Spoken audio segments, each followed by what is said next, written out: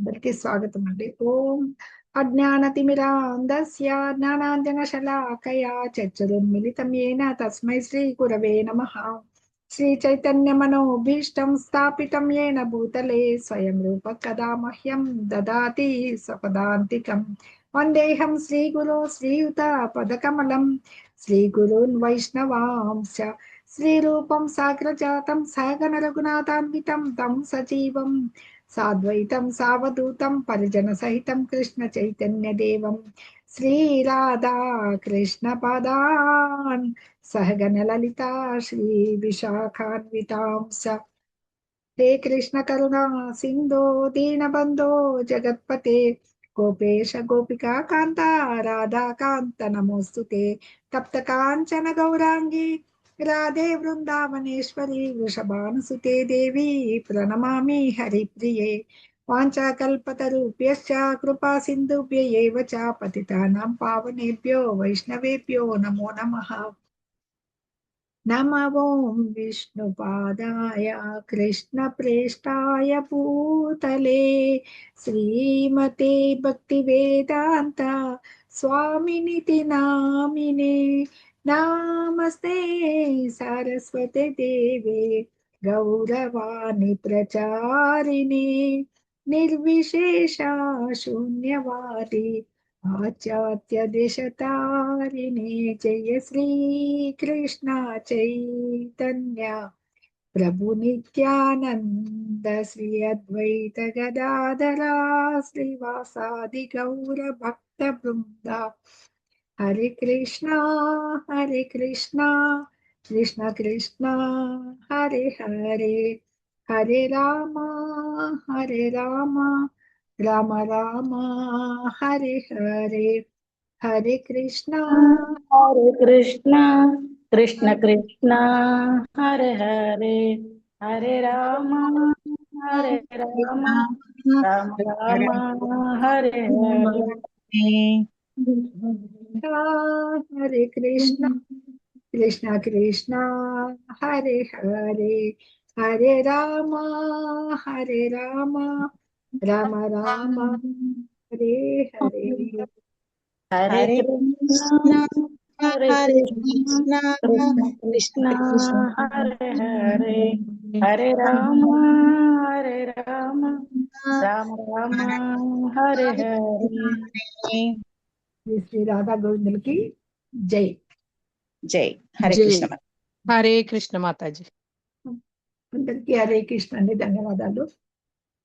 మనము ఈ 11, 12 శ్లోకాలు ఈ ధ్యాన యోగం అనే 6వ చాప్టర్ లో శ్లోకాల నుండి 32 శ్లోకాల వరకు భగవంతుడు ధ్యాన యోగ పద్ధతిని అష్టాంగ యోగాన్ని వివరించాడు కదా. వివరించిన తర్వాత అర్జునుడికి వచ్చింది. అర్జునుడు వీరుడు, క్షత్రియుడు, ఆ కాలంలోనే సాక్షాత్తు భగవంతుడికి సఖ్య భక్తుడు అయినప్పటికీ కూడా అర్జునుడికే వచ్చి ఆ ఆ యొక్క ఎలాగా దీన్ని ఆచరించాలనే దాని మీద సందేహం వెలిబుచ్చారనమాట. ఎలా మనకి ఏమి ఈ మధుసూదన ఈ మనస్సు అనేది ఎలా ఉంటుంది, చంచలము మరియు అస్థిరం అయినందున ఈ యోగ పద్ధతి ఆచరణకి అసాధ్యమైంది, మళ్ళా ఓర్చుకోలేనిది, ఎంత కష్టమైంది కదా అని కఠిన కార్యము అని చెప్పేసి అడిగాడు భగవంతుణ్ణి 33వ శ్లోకంలో అనమాట. తదుపరి భగవంతుడు మరి ఒక క్వశ్చన్ అడిగాడు మనకి. ఇది మనకి నిన్న చూసాం కదా. చంచలం హి మన కృష్ణ ప్రమాతి బలవదృఢం తస్యాహం నిగ్రహం మన్యే వాయోరివ సుదుష్కరం. అంటే ఈ మనస్సు ఎలా ఉందో కృష్ణ, చంచలం, కల్లోలితమైనది, బలమైనది మరియు మొండి పట్టుదగలది. అలాంటి మనస్సును నిగ్రహించడం వీచే గాలిని అంచడం కన్నా ఎక్కువ కష్టంగా అనిపిస్తుంది అని అడిగాడు అనమాట. అర్జునుడి వానికి ఈ యోగాభ్యాసము ఆచరణీయమైనదిగా లేదు, అతనికే కష్టసాధ్యం. ఇంకా సాధారణ మానవులు ఈ కలియుగంలో ఎలాంటి ఉన్నాయి వాళ్ళు చేసే ఇప్పుడు యోగా పద్ధతి అనేది కేవలము బాడీ కసరత్తులు మాత్రమే అది చేస్తారనమాట. అది అలాగే ఇక్కడ గాలి, వీచే గాలిని అంచటం మంచి ఉదాహరణ ఇక్కడ పోలిక చెప్పబడుతుంది అనమాట. ఎందుకంటే గాలిని ఎవరు బంధించలేరు. దానికన్నా కూడా కల్లోల పూర్ణమైన ఈ మనస్సును, చంచలమైన మనస్సుని ఎలాగా అరికట్టాలి అని చెప్పేసి ఇక్కడ అర్జునుడు చెప్పారు. మనకి మన మన కృష్ణ భక్తి రస భావితులు ఎలా ఉంటారు? అంబరీష చక్రవర్తిని చూసాం కదా, నవవిధ భక్తి మార్గాల్లో తన ఇంద్రియాలన్నీ అక్కడికే ఆయన నియుక్తం చేయడం జరిగిందనమాట. అంటే మనసుని శ్రీకృష్ణుని భగవానుని పైన హృదయస్థ పరమాత్మలో ఉంటారు సంలగ్నం చేసినప్పుడు ఈ మనస్సు కలవరపరచు, ఇంకా ఇతర ఏ కార్యాలు కూడా మనుషునికి ఉండవని చెప్పుకోవచ్చు అనమాట. ఇక్కడ ఉదాహరణ చూడండి. But Krishna the mind is more difficult to control than the wind. గాలి కంటే వేగమైంది మనసు, కంట్రోల్ చేసుకోవడం కష్టము అని చెప్తున్నా. అలాగే ఎలాగా మన దృష్టి ఎలా ఉండాలి అంటే ఆ మనసు నిగ్రహంతో ఉండాలి. ఆ నిగ్రహము మన దృష్టి అభ్యాసం ఎలా ఉండాలి అనేది మనకి 35 శ్లోకంలో ఒక ప్రశ్నించాడు ఇక్కడ అర్జునుడు. 33, 34 శ్లోకాల్లో వీటికి మరి భగవంతుడు దానికి సొల్యూషన్ చెప్తాడు కదా.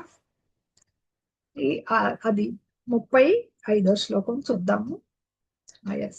శ్రీ భగవానువాచ అసంశయం మహాబాహో మనో దుర్నిగ్రహం చలం అభ్యాసేన తు కౌంతేయ వైరాగ్యేన చ గృహ్యతే. అసంశయం మహాబాహో అంటున్నాడు అనమాట. మహాబాహో అంటే ఇక్కడ గొప్ప భుజాలు కలిగిన కుంతిపుత్ర. ఎందుకంటే ధనుర్విద్యలో మహావీరుడు అర్జునుడు. ఇక్కడ అసంశయం ఏమని మనకి ఇది నిస్సందేహంగా మనస్సు మన దుర్నిగ్రహం అంటే నిగ్రహించేదానికి శక్యము కానిది, చలం చంచలమైనది. అభ్యాసేనతు కౌంతేయ అభ్యాసముచే తు కానీ ఓ కౌంతేయ వైరాగ్యేన చ గృహ్యతే నిగ్రహింపబడుని. మనస్సుని ఎలా నిగ్రహించాలనే దాని మీద భగవంతుడి ఇక్కడ ఈ శ్లోకంలో క్లియర్ గా చెప్తున్నాడు అనమాట. ఎలాగా శక్యం కాంతి అయినప్పటికీ కూడా అభ్యాసము ప్రాక్టీస్ చేద్దాం. అలాగే కానీ వైరాగ్యేన అనాసక్తి అంటే దేని మీద ఆసక్తి లేకుండా ఉండడం. అప్పుడు మనము దీన్ని నిగ్రహించవచ్చు. అర్జున చంచల స్వభావమైన మనస్సుని నిగ్రహించుట అతి కష్టం అనడంలో సందేహం లేదు. కానీ తగిన సాధన మరియు వైరాగ్యముల ద్వారా, అది అభ్యాసం అంటే సాధన చేయాలి, దానిని నిగ్రహించవచ్చు. ఇక్కడ మనకు చూపించారు ఎలాగా స్థిరంగా ఒక దాని మీద దృష్టి కేంద్రీకరించడం అనేది, కాన్సన్ట్రేషన్ ఎలా ఉండాలి అనేది మనకి తెలిసే ఉంటుంది. ఇక్కడ ఎవరిని చూపిస్తున్నారు అనేది మీరు గుర్తుపట్టగలరు. హరే కృష్ణ. అర్జునుడు చిన్నతనంలో ద్రోణుడి వద్ద విలువిద్య నేర్చుకున్నప్పుడు పరీక్ష పెడతాడు. ఒక చెట్టు మీద ఒక చిలుకని చూసి అందరూ ఏం చెప్తారు? చిలుక, చిలుకతో పాటు చెట్టు, చెట్టుతో పాటు ఆకులు అన్ని కనపడుతున్నాయని చెప్తారు.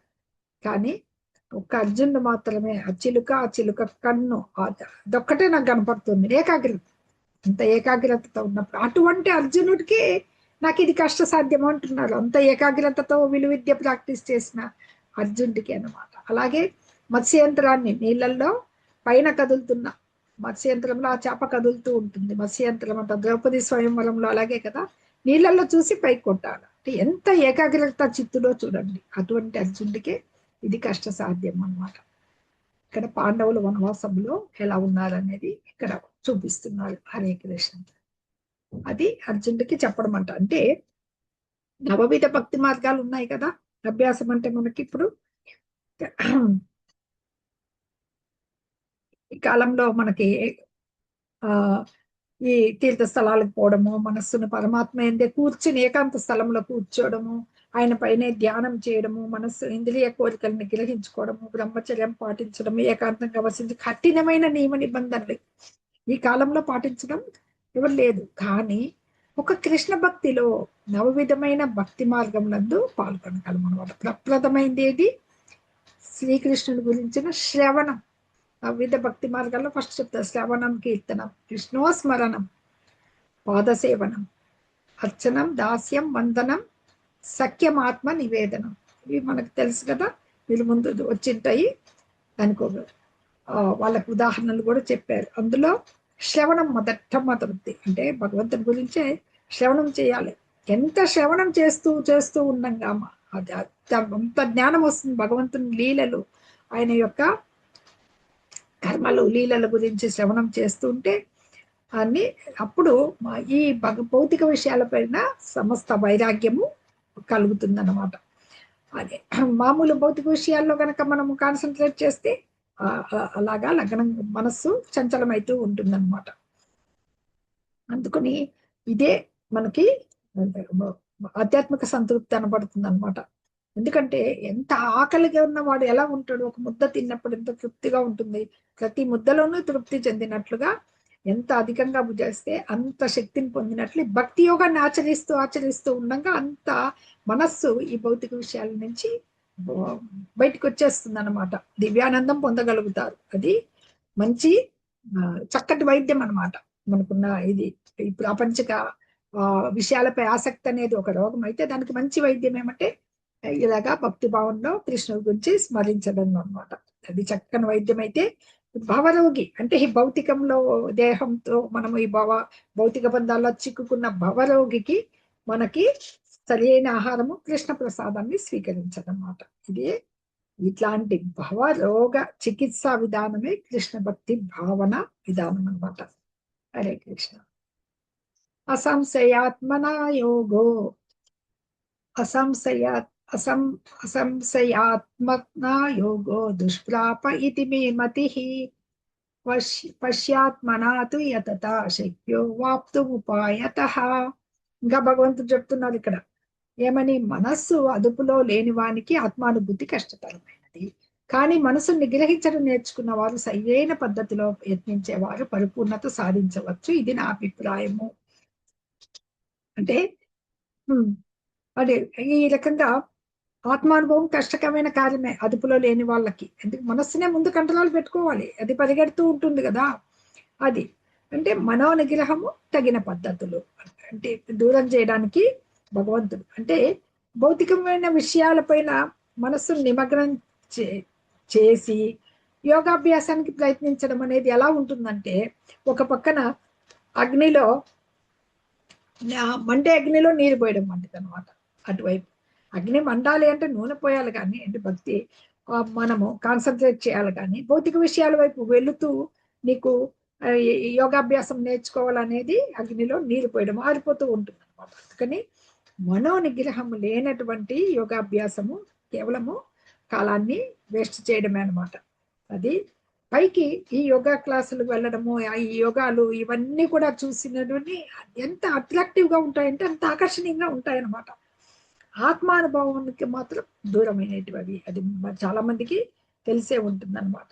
అది అదే కృష్ణ భక్తి భావనలో మనం చేసే ధ్యానం అనేది ఎంతో ఉపయోగకరము. భౌతిక విషయాల నుంచి మళ్లించుకోవచ్చు, మనసుకు కూడా ఏకాగ్రత వచ్చేస్తుంది అనమాట. తదుపరి అర్జునుడు ఏమడుగుతున్నాడో చూద్దాం. హరే కృష్ణ.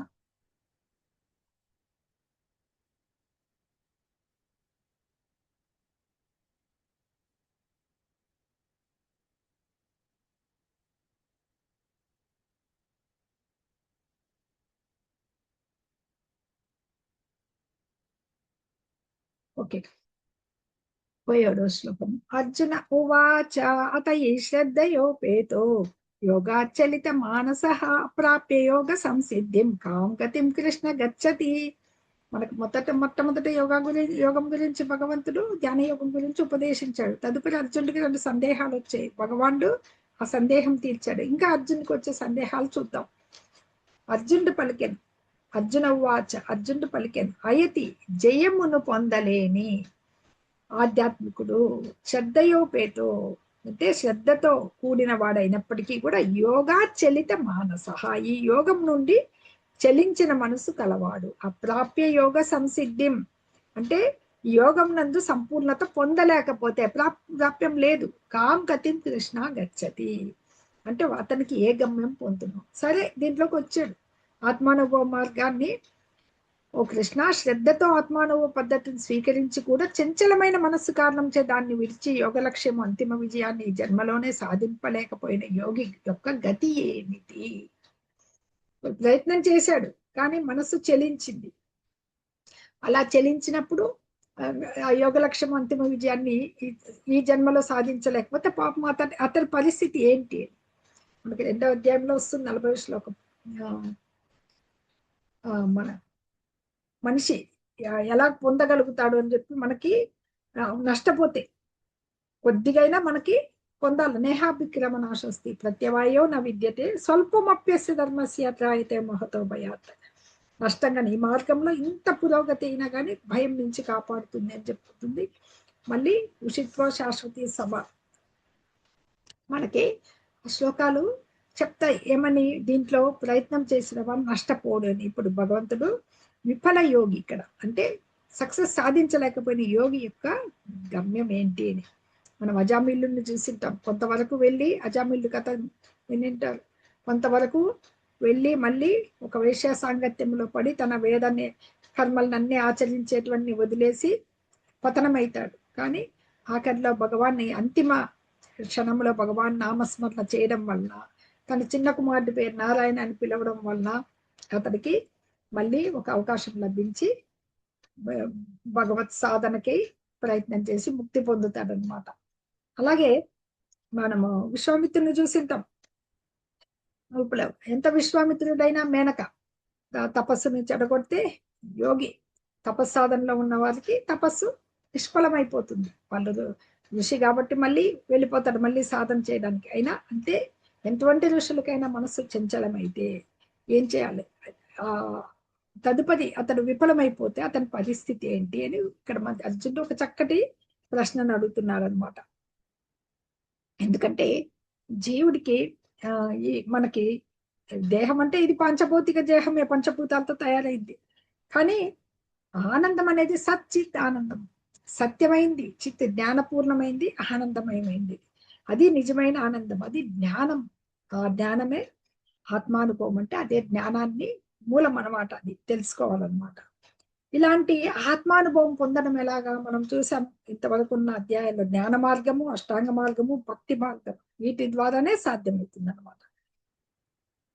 ఇలా సాధ్యపడిన కొద్ది ఈ భక్తి యోగ మార్గానికి మనం చేయొచ్చు. ఆ విఫల యోగి గమ్యము ఎలా ఉంటుంది అనేది అర్జునుడి ప్రశ్నకి భగవంతుడు ఇక్కడ ఏం సమాధానం ఇస్తారో చూస్తుంది. ఆత్మానుభవ మార్గం నుంచి పక్కకు వెళ్తే చిన్నో భయ విభ్రష్ట చిన్న భ్రమివ నశ్యతి అప్రతిష్టో మహాబాహో విమూఢో బ్రహ్మణ పతి. ఓ మహాబాహువులు గల కృష్ణ, ఇంకా అడుగుతున్నాడు అర్జునుడు. యోగ మార్గం నుండి దారి తప్పిపోయిన వాడు మరియు ఆధ్యాత్మిక విజయాల రెండింటి నుండి భ్రష్టుడైపోడా, అతడు చెదిరిన మేఘం వలె ఉభయభ్రష్టుడై ఎటు కాకుండా భౌతికానందాలని వదిలిపెట్టేశాడు.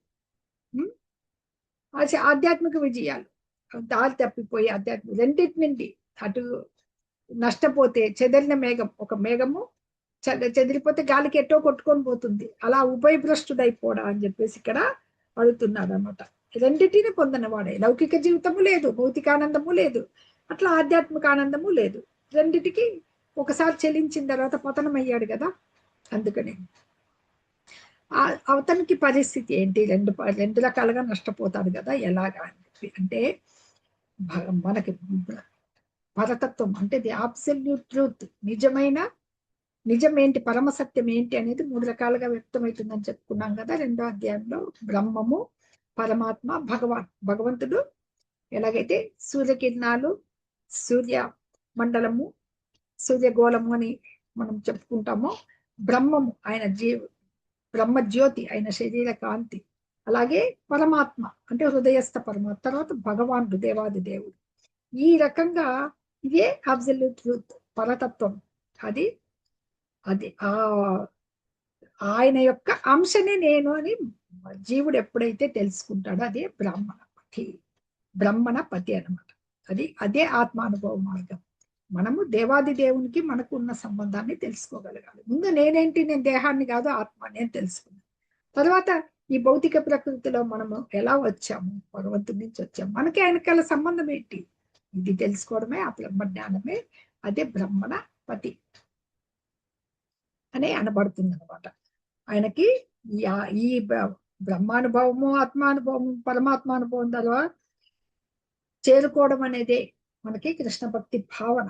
అంటే దీంట్లోంచి పతనం అయితే ఎలాగా, ఇది మంచి ప్రశ్న అడుగుతున్నాడు అనమాట. ఏ తన్మే సంశయం కృష్ణ చేతుమర్హస్య శేషతః త్వదన్య సంశయస్యాస్య చేతానా హ్యుపపద్యతే. ఏ తన్మే, ఇది నా యొక్క సంశయం, సందేహం ఓ కృష్ణ, చేత్తం తొలగించేదానికి అర్హసి, నీకు మాత్రమే, నువ్వు మాత్రమే చెప్పగలవు అశే పూర్తిగా. నీవు తప్ప, త్వదస్య త్వత్ నీవు తప్ప, అన్యః ఎవరు కూడా, సంశయస్య ఈ సంశయాన్ని నాకు తొలగించేవాడు చేత నా ఉపపద్యతే, నహి ఎవ్వరు కనపడడం లేదు, నాకు వచ్చిన ఈ సందేహాన్ని పూర్తిగా నివృత్తి చేయుము అని నిన్ను వేడుకుంటున్నాను. ఈ సందేహాన్ని తొలగించగలవారు నీవు తప్ప ఇంకెవరున్నారు నాకు అని చెప్పేసి భగవంతుణ్ణి ఇక్కడ ప్రశ్నించడం జరుగుతుంది అన్నమాట. ఎందుకంటే శ్రీకృష్ణుడి భూత భవిష్యత్తు వర్తమానాలు అన్ని తెలుసు, విశ్వసృష్టి ఆయన చేసిన వాడు అనమాట. అందుకని భవిష్యత్తును గురించిన ప్రశ్న కూడా తను చెప్పగలడు, అదే అడుగుతున్నాను.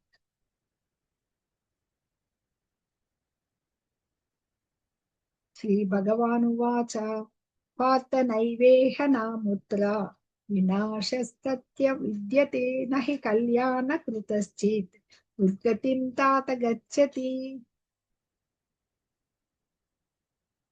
శ్రీ భగవానుడు పలికెను, ఓ పార్థ, ఆధ్యాత్మిక పథంలో ఉన్నవాడు ఈ లోకంలో గాని పరలోకంలో గాని వినాశము చెందడు.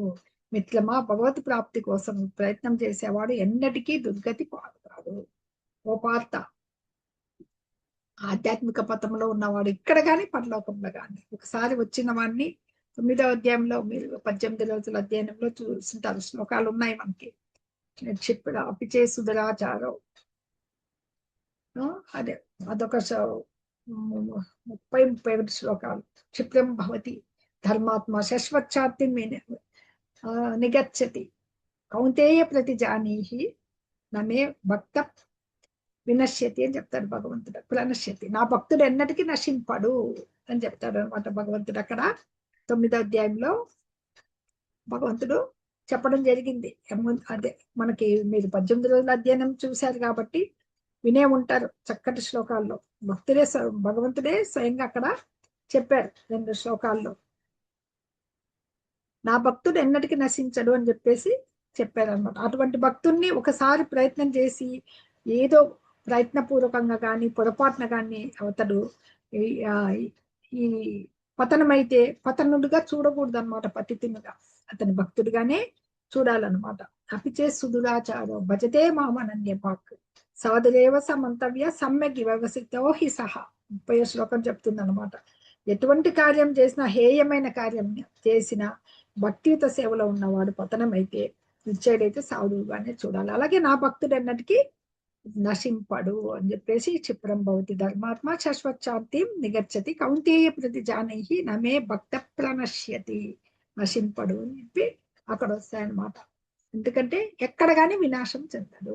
ఆధ్యాత్మిక పథంలో ఉన్నవాడంటే, ఆధ్యాత్మిక పథం అంటే భగవంతుని గురించి తెలుసుకోవడమే అనమాట. అంటే ఇక్కడ శుభకార్యాలు కానీ ఈ పాత్రంలో నియుక్తుడైన వాడు ఈ లోకంలో. భాగవతంలో ఒక శ్లోకం ఉంది, నారదముని వాసుదేవునికి చెప్తాడనమాట. త్యక్త్వా స్వధర్మం చరణాంబుజం హరేత్ భజన్న పక్కోత పతేత్తతో యతి యత్ర క్వ వా భద్రమభూతముష్యకిం కో వార్త ఆప్తో భజతాం స్వధర్మతః. అంటే భౌతిక వాంఛలన్నింటినీ త్యజించి దేవదేవుడైన శ్రీకృష్ణుని సంపూర్ణ శరణాగతినికి పొందిన వాడికి ఎలాంటి వినాశము గాని నష్టం గాని లేదు. కానీ అభక్తుడైన వాడు, కొందరు ఉంటారు విద్యుక్త ధర్మాలు కరెక్ట్ నిర్వహిస్తుంటారు, భార్య పిల్లలు చూసుకుంటారు, తన పనులు చేసుకుంటుంటారు, అన్ని ఆచరిస్తారు, కానీ భక్తి మాత్రం ఉండదు, అతనికి పొందేది ఏమీ లేదు. అభక్తుడైన వాడు ఎంత సంపూర్ణంగా విద్యుక్త ధర్మాలు నిర్వహించినా కూడా అతనికి ఎలాంటి లాభము ఉండదు అని చెప్పేసి. అంటే ఇప్పుడు ఈ భౌతిక వాంఛలు నెరవేర్చుకునే శాస్త్రాల్లో చెప్పబడినాయి ఎన్నో యజ్ఞాలు యాగాదులు అవన్నీ చేస్తూ ఉంటారన్నమాట. కానీ యోగికి ఆధ్యాత్మిక పురోగతికి కొరకై అలాంటి లౌకిక కర్మలన్నీ, మన స్వలాభం కోసం చేసే కర్మలన్నీ వదిలిపెట్టాలి అని ఇక్కడ చెప్పబడుతుంది అనమాట. ఎందుకంటే మనుషుల్లో రకాలు ఉంటారు, 2 క్రమ పద్ధతి గలవాళ్ళు, క్రమ పద్ధతి లేని వాళ్ళు. అంటే క్రమ పద్ధతి అంటే ఏమి, కేవలము ఇంద్రియ భోగాల మీద జ్ఞానం గాని ముక్తి గాని ఆలోచనే లేకుండా ఉండేవాళ్ళు. విద్యుక్త ధర్మాలను ఆచరిస్తూ ఉండేవాళ్ళు క్రమ పద్ధతి గల వాళ్ళు అనమాట. ఆ రకంగా మళ్ళా వాళ్ళని ఈ పుణ్య మార్గంలో వెళ్ళే వాళ్ళని మళ్ళీ చెప్పుకోవచ్చు. ఈ భౌతికంగా ఉంటూ కూడా శాస్త్ర నియమ నిబంధనలు ఆచరించే వాళ్ళు, కేవలం ముక్తి కోసం ప్రయత్నించే వాళ్ళు, భక్తి భావనలో ఉన్న వాళ్ళని చెప్తూ ఉండొచ్చు అన్నమాట. ఏ రకంగా చెప్పుకున్నా కేవలము లాస్ట్కి మనకి ఫైనల్ గా తెలిసేది ఏంటి? కృష్ణ భక్తి భావన ఎందలి కర్మమే శుభకర కార్యం అన్నమాట. భక్తి యందు పురోభివృద్ధి పొందడానికే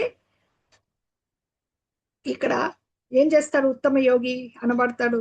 ఏది అంటే నువ్వు ఎప్పుడైతే భక్తి మార్గంలో ముందుకు వెళ్తూ ఉన్నావో అలా వెళ్ళేటప్పుడు ఎన్నో దేహపర అసౌకర్యాలు వస్తాయి, ఎన్నో ఎదుర్కోవాల్సి వస్తుంది అనమాట, కష్టనిష్ఠురాలు ఎదుర్కోవాల్సి వస్తుంది.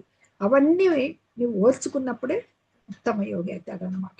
ఇదంతా కూడా కృష్ణ భక్తి భావనలో ఫైనల్ చరమానుభవం అంటాం. అంతిమ లక్ష్యం పొందుట కొరకే ఉద్దేశింపబడిన అష్టాంగ పద్ధతి ఎంత కష్టతరమైనా కూడా శుభకరమే అన్నమాట. అందుకే ఈ మార్గంలో వెళ్ళే యోగి ఎప్పటికీ పతన భయాన్ని కలిగి ఉండని అవసరం లేదు. భక్తుడైతే భగవంతుడే భక్తుడిని పతనం చెందడు అని చెప్పాడు. ఆధ్యాత్మిక మార్గం కూడా భగవంతుడు ఇప్పుడు చెప్పేదేమి ఇక్కడ, ఎందుకు కళ్యాణ కృతసి దుర్గతిం తాత గచ్చతి పార్థ నైవేహ నాముత్ర వినాశస్తస్య విద్యతే నహి కళ్యాణ కృతస్కి దుర్గతిం తాత గచ్చతి. ఆధ్యాత్మిక పదంలో ఉన్నవాడు ఈ లోకంలో కానీ పరలోకంలో కానీ ఒక మార్గంలో వెళ్తున్నావు, నువ్వు అష్టాంగ మార్గంలో, దాంట్లో వెళ్ళినా ఎంత కష్ట సాధ్యమైనా నువ్వు వచ్చుకుంటున్నావు. యమ నియమ ఆసన ప్రాణాయామ ప్రత్యాహార ధారణ ఈ స్టేజ్లన్నీ అతి సులభమైనవి కాదు, చాలా కష్ట సాధ్యమైనవి. మనస్సును నిగ్రహం పెట్టుకోవాలి. అర్జునుడే చెప్పాడు కదా ఎంత కష్టం అని చెప్పి, అది ఇక్కడ చెప్తున్నారు అనమాట. ఎస్, ఉన్నత స్థానాల నుండి పతనమైనప్పుడు ఆధ్యాత్మిక భావనలో ఉన్న కుటుంబంలో జన్మిస్తాడు. ఇక్కడ 41వ శ్లోకం 42 చెప్తుంది చూడండి. పాప్య పుణ్యకృతాం లోకాన్ భుషిత్వా శాశ్వతి సమాహ శుచీనాం శ్రీమతాంగేహే యోగ భ్రష్టోభిజాయతే. యోగ భ్రష్టుడైన వాడు, అలా పతనమైన వాడికి అతి ఏంటి అని అడిగాడు కదా అర్జునుడు. అలా పతనమైన వాడు ఏం చేస్తాడంటే పుణ్యలోకాల్లో చాలా వీటిలో మళ్ళా 2 రకాలు ఉంటారనమాట. కొద్ది రోజులు చేసి యోగము పతనమైన వాడు, చాలా రోజులు ఏండ్ల తరబడి చేసి పతనమైన వాడు, కొద్ది కాలము మాత్రమే చేసి పతనమైన వాడు పుణ్యలోకాలని అనమాట ప్రవేశించి తదుపరి అక్కడ ఎన్నో రోజులు జీవించి తదుపరి బ్రాహ్మణుల ఇంటిలో కానీ ధనవంతుల ఇంట్లో కానీ జన్మిస్తాడు. అది ప్రారంభ దోషంలో ఉన్నప్పుడు కొద్దిగా చేసినాడు స్వర్గలోకాలకు వెళ్ళి తర్వాత ధనవంతుల కుటుంబంలో జన్మిస్తారనమాట. అదే 42వ శ్లోకం ఏం చెప్తుందంటే అథవా యోగి నామేవ కులే భవతి ధీమతాం ఏతద్ది దుర్లభతరం లోకే జన్మ యదీదృశ.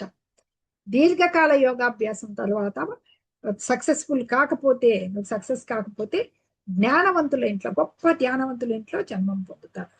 అట్లాంటి జన్మలు చాలా అరుదు అనమాట, చాలా తక్కువ. ఆ జ్ఞానవంతుల ఇంట్లో పుట్టడం అనేది పుట్టుకతోనే ఒక భక్తుడిగా పెరుగుతారు అనమాట. అతి ఘనంగా ఉండబడుతుంది. ఆచార్యులు గోస్వాములు అని చెప్పుకున్నాం కదా, ఇంద్రియాలు జయించే వాళ్ళ కుటుంబంలో పుట్టచ్చు అనమాట. శ్రీల ప్రభుపాదుల వారు మనకి ఏదైతే ఈ భగవద్గీత యథాతథాన్ని అందించారో ఆయన అలాంటి కుటుంబంలో జ్ఞానుల కుటుంబంలో పుట్టారని ఆయనే స్వయంగా ఆయన గురువు గారు భక్తి సిద్ధాంత సరస్వతి గోస్వామి వారు కూడా అటువంటి వంశంలోనే జన్మించారనమాట. అందుకే ఆయన ఆదేశం మేరకే కదా ప్రభుపాదుల వారు విదేశాలకు వెళ్ళి ఇస్కాన్ స్థాపన చేసి మనమందరము ఇంత భక్తి మార్గంలో ఇలా ప్రవేశించి ముందుకు వెళ్ళేదానికి పునాది వేసిన మహానుభావుడైన.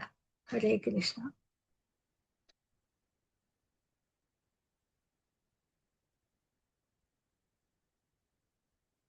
43 శ్లోకం చూద్దాం. తత్ర తం బుద్ధి సంయోగం లభతే పౌర్వదేహికం యతతే తతో భూయః సంసిద్ధౌ కురునందన.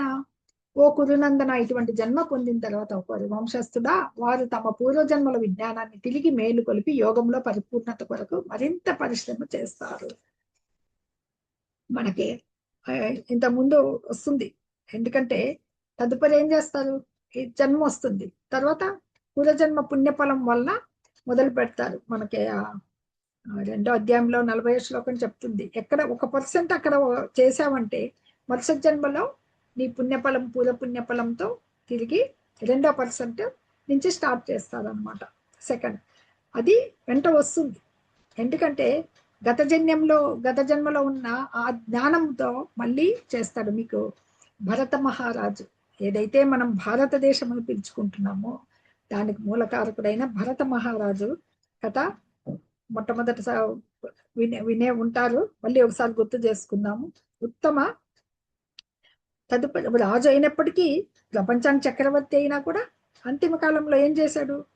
చక్కగా అతన్ని ఆధ్యాత్మిక సిద్ధి కోరి వెళ్ళాడు కదా, అడవులకు వెళ్ళి మంచి వానప్రస్థాశ్రమాన్ని తీసుకుంటూ ఉన్నాడు. కానీ అక్కడ ఒక జింక పెంచుకొని దాని పై మోహంతో మరుసటి జన్మలో మళ్ళీ జింక జన్మ తీసుకోవాల్సి వస్తుంది అన్నమాట.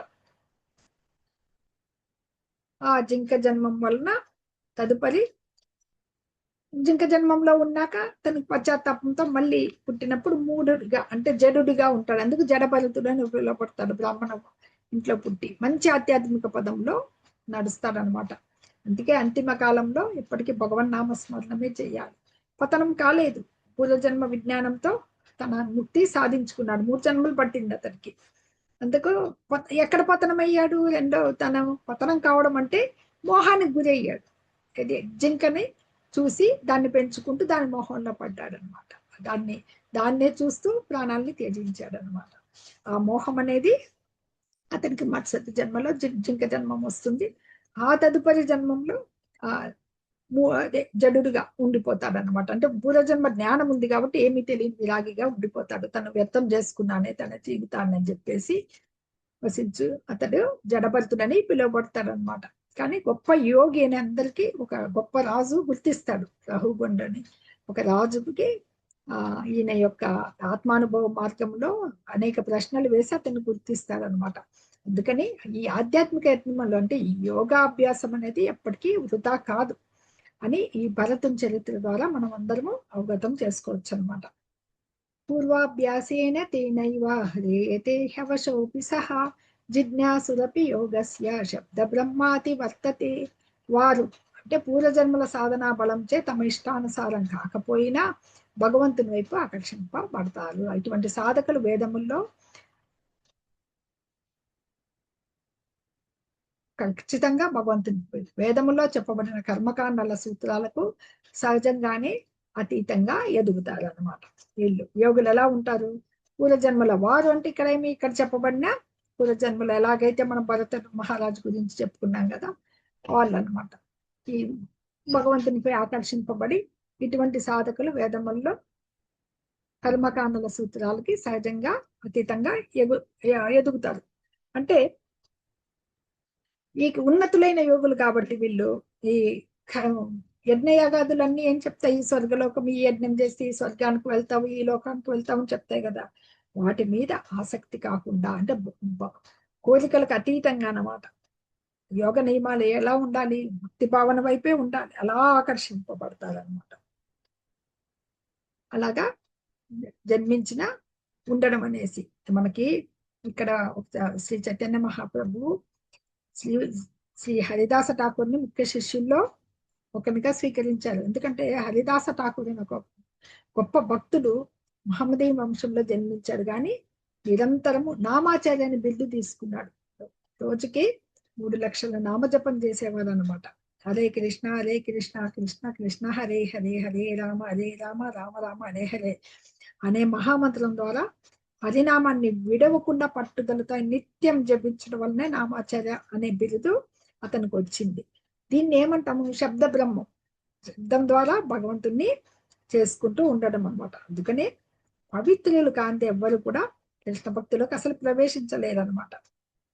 పవిత్ర నామాన్ని నిరంతరము స్మరిస్తూనే ఉండాలి. పూర్వజన్మల సాధన బలం చే ఆకర్షింపడేది ఎలా ఉంటుందనేది చెప్తున్నారు ఇక్కడ.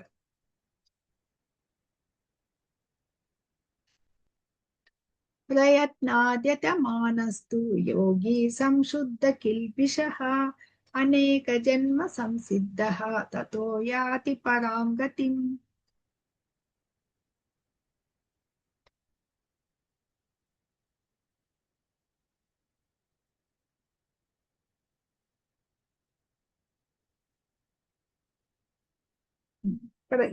ఇక్కడ ఏం చెప్తున్నారంటే ఇంకా ప్రయత్నాత్ తీవ్రమైన అభ్యాసము ద్వారా యతమానః యతమానః అంటే ప్రయత్నిస్తూ, తీవ్రమైన అభ్యాసం ద్వారా ప్రయత్నిస్తూ మరియు యోగి, అటువంటి యోగి సంశుద్ధ కిల్బిష, పాపములు ప్రక్షాళింపబడతాయి. అనేక పెక్కు జన్మల తర్వాత సంసిద్ధ, సంపూర్ణత్వాన్ని పొందినవాడై తథా పిమ్మట యాతి పొందును పరాం, అత్యున్నతమైన గతిని, గమ్యమును. ఇప్పుడు ఈ యోగులు ఎంత పురోగతి చెంది ఆత్మానుభవ మార్గంలో తమ యొక్క భౌతిక వాంఛలన్నీ విరమించి ప్రయాణిస్తూ ఉన్నారు కదా. ఈ యోగులు ఎలా ఉంటారు, వాళ్ళకి ఎలా ఎప్పుడు సిద్ధి పొందుతుంది అంటే ఫలశ్రుతి చెప్తున్నారు ఇక్కడ. చేయడం వల్ల వచ్చిన ఫలితాలు యోగం చెప్పాడు భగవంతుడు. అర్జునుడు మనస్సు చంచలమైతే ఎలాగని చెప్పారు. తర్వాత అర్జునుడు ప్రశ్నలో ఏమొచ్చింది, భగవంతుడు దానికి అభ్యాసము, వైరాగ్యము అని ఆన్సర్ చేశారు. తర్వాత అర్జునుడికి వచ్చిన సందేహం ఏమి, యోగులు ఎలాగైతే వారు పతనమైతే ఎలాగా అంటే భగవంతుడు దానికి కూడా చెప్పడం జరిగింది. వాళ్ళు ఏం నష్టపోరు వాళ్ళకేని. అందుకు ఉదాహరణగా భరత మహారాజు కథ చూసాం మనం. అలాగే ఇప్పుడు ఏం చెప్తున్నారు, ఈ అనేక పూర్వజన్మల నుండి సంపాదించుకుంటూ వచ్చిన యోగ్యతలతో ఎప్పుడైతే ఈ యోగులు మనఃపూర్వకంగా మరింత పురోగతి కోసం శ్రమిస్తారో అప్పుడు ఈ ప్రాపంచ కోరికల నుండి, అష్టాంగ యోగం అనేది ఇలా వెళ్తూ ఉండగా ఎప్పుడే అంటే ఎంత పురోగతి కోసం, ఇంకా ఆధ్యాత్మిక భావన కోసము చేసే ఆ పురోగతి కోసం శ్రమ పడుతూ ఉంటే ఈ ప్రాపంచ కోరికల నుండి పవిత్రమై స్వేచ్ఛ పొంది ఈ జన్మలోనే సిద్ధి, పరిపూర్ణత పొందుతారనమాట. అది ఇక్కడ చెప్పబడుతుంది అనమాట. మనం ఎంత పవిత్రమైంది, ఎంత ధర్మయుక్తమైన వంశంలో జన్మించిన మనుజుడు, ఎందుకంటే తనకున్న అనుకూల పరిస్థితుల్లో ఏం చేస్తాడు గుర్తించి, ఇంకా అసంపూర్తిగా మిగిలిపోయింది కదా. వాళ్ళు ఎక్కడ జన్మించారు, వాళ్ళు పతనమైన వాళ్ళు ఇందాక చూసాం మనం శ్లోకాల్లో ఏమని, మంచి బ్రాహ్మణ వంశంలో కానీ ధనవంతుల వంశంలో ఇంట్లో కానీ జన్మిస్తారని చెప్పాం కదా. యోగాభ్యాసానికి ఆ పరిస్థితులన్నీ అనుకూలంగా తీసుకోవాలి. అప్పుడు ఎప్పుడైతే పూర్వజన్మలో ఆగిపోయిందో ఆ కార్యాన్ని మళ్ళీ తీవ్ర నిశ్చయంతో అతను ఎప్పుడైతే ప్రారంభిస్తే అప్పుడు సమస్త పాపాల నుండి ముక్తిని కావించుకోవాలన్నమాట. ఎప్పుడైతే విడిపడతామో అవన్నీ కూడా విడిపడినప్పుడే కృష్ణ భక్తి భావన అనేది ప్రాప్తిస్తుంది అనమాట. మనకి వచ్చే అధ్యాయంలో 8వ శ్లోకం చెప్తుంది, ఏషాం త్వంతగతం పాపం జనానాం పుణ్యకర్మణాం తే ద్వంద్వమోహ నిర్ముక్త భజంతే మాం దృఢవ్రతాః అని అక్కడ చెప్తుంది. బహుజన్మల యందు పుణ్యకర్మలను నరించి ఎన్నో జన్మలు చేసుకున్న పుణ్యఫలం సర్వ పాపముల నుండి మరియు భ్రాంతిమయమగు ద్వంద్వముల నుండి, ఇచ్చా, ద్వేషము, కోరిక అనే ద్వంద్వాలు ఉంటాయి కదా. అప్పుడు విడిపడినప్పుడు మనుజుడు భగవాన్ యొక్క ప్రేమయుత సేవయందు నియుక్తుడు కాగలడు అని చెప్పబడుతుంది అన్నమాట. వచ్చే అధ్యాయంలో చూస్తాం భక్తి మార్గంలోకి ఎలా వెళ్ళాలని. ఎన్నో జన్మలను చేసుకున్న పుణ్యకర్మల్లో పూర్వ జన్మలోటి మరి ఈ జన్మలోటి, అప్పుడు మన పాపాల నుంచి ముక్తి పొందినప్పుడు, ఈ ద్వంద్వాల నుంచి బయటపడినప్పుడే భక్తియుత ప్రేమయుత సేవలో నియుక్తులైతారనమాట. అది అంత పొందాలి యోగి సాధన అనేది, అలా చేయాలి.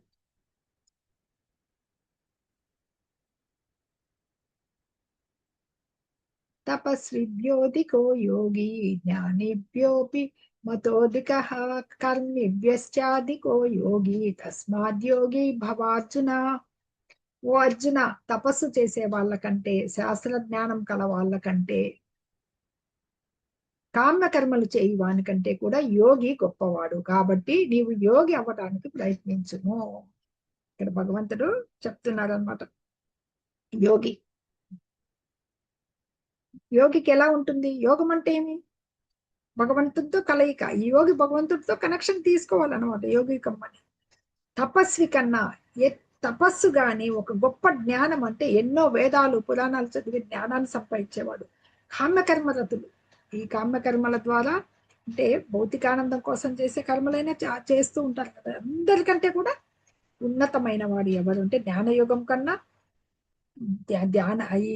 ఏది కర్మయోగం కన్నా ఈ అష్టాంగ యోగం విన్నయ్యింది అనమాట. ఈ యోగి అయిన వాడు అధికుడైనట్టు వాడు, నీవు యోగి కమ్ము అని చెప్పి ఈ పద్ధతి ఉపదేశిస్తున్నాడు అనమాట. ఈ తపస్సు వాళ్ళకంటే శాస్త్ర జ్ఞానం, అనేక పురాణాల మీద వేదాల మీద ఎంతో జ్ఞానం కలిగి ఉంటారు. కామ్యకర్మలు చేయ వాళ్ళకంటే కూడా. అంటే అట్టి విధానాన్ని ఇప్పుడు మనకి రకరకాలు పిలుస్తూ ఉంటాం కదా. అంటే కామ్యకర్మల మనం చేస్తూ ఉన్నదాన్ని కర్మయోగం అంటాం. జ్ఞానంతో ఎక్కువగా ముడిపడింది అనుకోండి మన కర్మలన్నీ కూడా, అది జ్ఞానయోగం. భగవాన్ని భక్తియుత సేవలో ఉండేది భక్తి యోగం. భక్తి యోగమే అన్నిటికంటే పూర్ణమైంది. ఇక్కడ యోగం యొక్క ఆధిపత్యం అంటే అది దాని యొక్క గొప్పతనాన్ని చెప్తున్నాడు భగవంతుడు. అది భక్తి యోగం కన్నా ఉన్నతమని మటుకు ఇక్కడ భగవంతుడు చెప్పడం లేదనమాట, పలకలేదు. భక్తి యోగము సంపూర్ణమైంది, ఆధ్యాత్మిక జ్ఞాన యోగమైన కాబట్టి ఏ యోగం కూడా దాన్ని జయించలేదు. ఇవన్నీ మెట్లే భక్తి యోగానికి. ఆత్మజ్ఞానం లేని తపస్సు అసంపూర్ణమైంది. ఇప్పుడు తపస్సు చేస్తుంటారు కానీ ఆత్మజ్ఞానం లేనప్పుడు సంపూర్ణమైనది. అలాగే భగవానుని శరణాగతి, ఎంత జ్ఞానం ఉన్నా భగవాన్ని శరణాగతి పొందని జ్ఞానం కూడా అసంపూర్ణమైనదే అనమాట. అలాగే కామ్యకర్మలు, కృష్ణ భక్తి భావన లేని ఎన్ని కర్మలు ఆచరించినా అది కూడా వృధా కాలవ్యయమే అవుతుంది అనమాట. కనుక ఇక్కడ ఈ యోగ పద్ధతిని యోగివి కమ్ము అనేది మనకి యోగ పద్ధతి భక్తి యోగం అనమాట. ఇంకా ఆఖరి శ్లోకంలో వివరంగా చెప్పబడింది, చూద్దాం. హరే కృష్ణ. యోగినామపి సర్వేషాం మద్గతేనాంతరాత్మనా శ్రద్ధావాన్ భజతే యో మాం సమే యుక్తతమో మతః.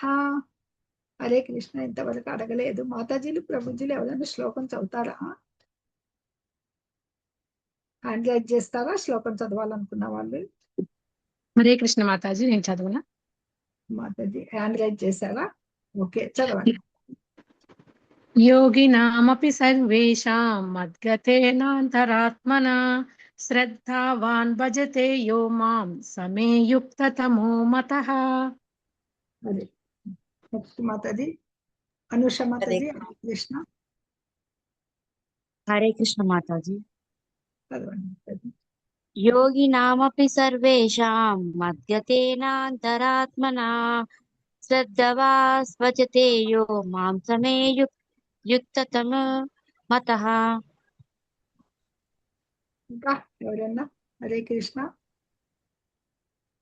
చక్కటి శ్లోకం అండి, చదివే వాళ్ళు హ్యాండ్ రైజ్ చేయొచ్చు. హరే కృష్ణ. లలితా మాతాజీ మీరు చదువుతారా?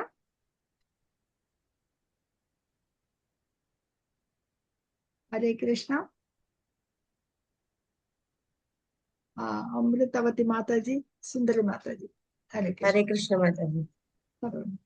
యోగినామపి సర్వేషాం మద్గతేనాంతరాత్మనా శ్రద్ధావాన్ భజతే యో మాం సమే యుక్తతమో మతః. బాగా అమరావతి మాతాజీ. హరే కృష్ణ. యోగీనామపి సర్వేషాం మద్గతేనంతరాత్మనా శ్రద్ధావాస్ భజతే యో మాం సమ్యే యుక్తతమో మతః. ధన్యవాదాలు మాతాజీ. హరే కృష్ణ. బాగా చదివారు. కదా, ముందు శ్లోకంలో భగవంతుడు ఏం చెప్పారు? యోగివి కమ్ము అన్నారు. భక్తి యోగమే దానికి. అక్కడ తపస్వి కన్నను 3 చూసాం కదా. ఆత్మజ్ఞానం లేని తపస్సు అసంపూర్ణమైనది. జ్ఞానము భగవాన్ శరణాగతి లేని జ్ఞానం అసంపూర్ణమే. కృష్ణ భక్తి భావం లేనటువంటి కామ్యకరం కూడా వృధా కాల వ్యయమే. కానీ భగవంతుడు ఇక్కడ యోగి కమ్ము అంటే ఆ యోగి ఎవరు అనేది ఈ ఫైనల్ ఉత్తమ యోగి, ఉత్తమమైన యోగి గురించి ఇక్కడ చెప్తున్నారు అనమాట. అత్యంత శ్రద్ధతో ఎల్లప్పుడూ నాయందే నిమగ్నమై ఉండువాడు.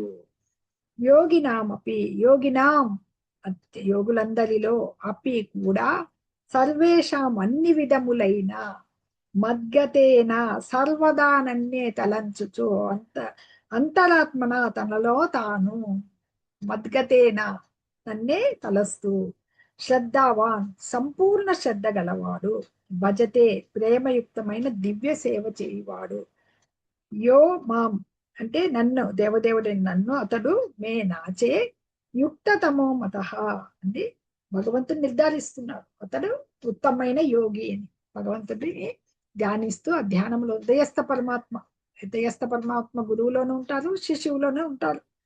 ఇక్కడ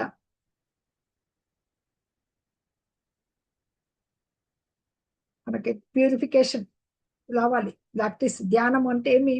ధ్యాన యోగం అంటే ఏమి ముఖ్యంగా సాధన చేస్తూ చేస్తూ ఉంటే ఏమైతుంది, హృదయము ప్యూరిఫై అవుతుంది, అయినప్పుడే పర్ఫెక్షన్ వచ్చేదన్నమాట.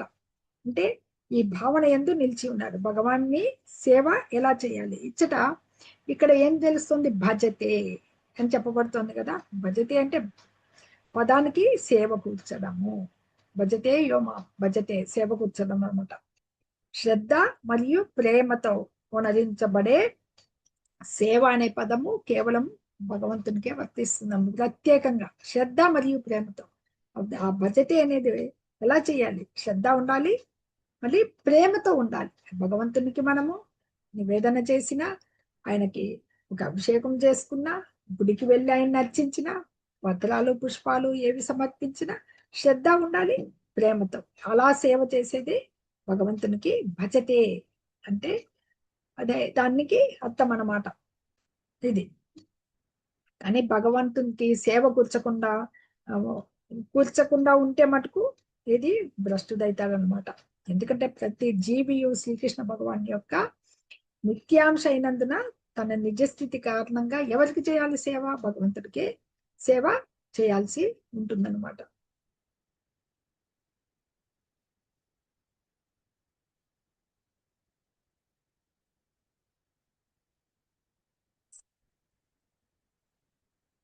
ఈ శ్లోకంలో ఇక్కడ భజంతి అంటే ఇక్కడ మనకి భజంతి అనే పదము మన మన అవజానంతి మా మూడ మానుషీం తను ఆశ్రితం అని వస్తుంది మనకి శ్లోకం.